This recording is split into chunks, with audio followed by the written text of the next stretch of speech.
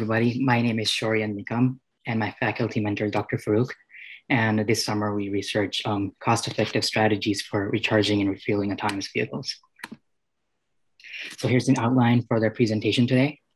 The topics I'm going to cover. So the refueling problem overview. There's 150,000 gas stations in the United States. It means a lot of choices for consumers, but the lowest price is not always the best option. There's hidden costs of fueling, like maintenance costs and the time value of money.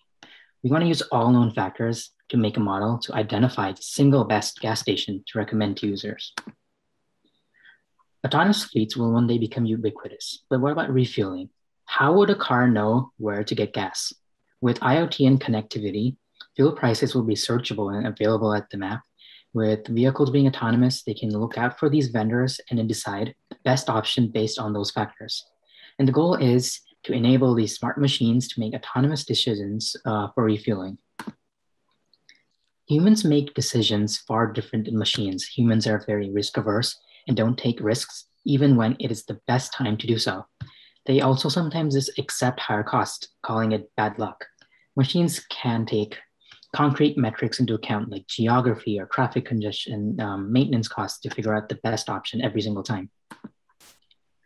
Gas Buddy is a crowdsourced gas prices website, but the problem is it doesn't give you a lot of information. It's basically a search engine, binary criteria with distance and price only. It doesn't tell you which one to go to.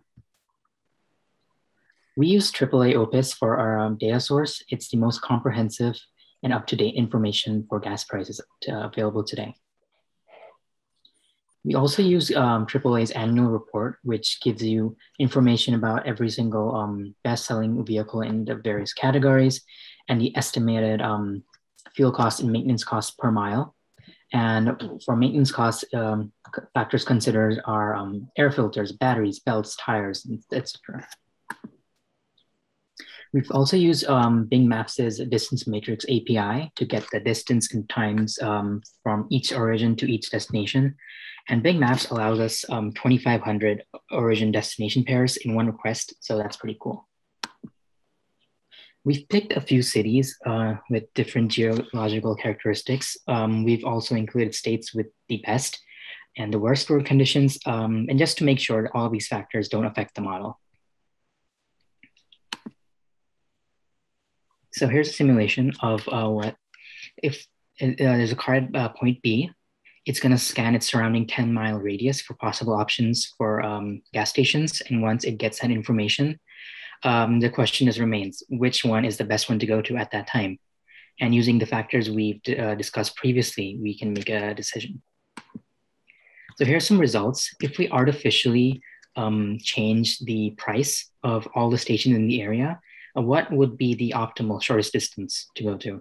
And the range of the distance is smaller for small sedans, which is about 2 to 4 miles, while for pickups with their large gas tanks and higher fuel usage, it's about 6 to 8 miles. Similarly, if we artificially increase the traffic times, the optimal shortest distance shrinks.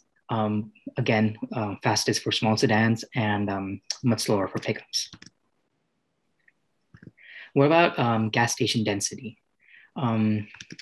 With more density, as in gas stations being situated right next to each other on the street or opposite the street, the optimal distance increases because think of it as an oligopoly. If two stations are next side by side, it doesn't give them much incentive to compete with each other, but faraway stations do have to, so they have much lower costs to attract customers there. And are fuel rewards programs worth it?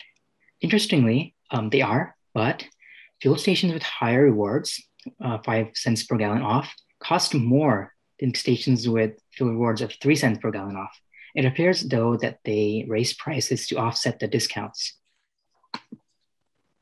And if you compare our strategies between the two commonly used strategies today, the cheapest option and the closest option, if you compare our strategy to the always going to the cheapest option, you on average, you save $1.84. And as you can see in the graph, there's wide fluctuations. And if you compare ours to the closest option, you save about 76 cents on average. And this might seem small, but if, over time, it's gonna lead to lots of savings. And finally, conclusions. We want to build this into an app in car infotainment systems, and with more information available in the future, like tire pressure or cargo capacity, it's gonna improve the efficiency and accuracy of the model even more.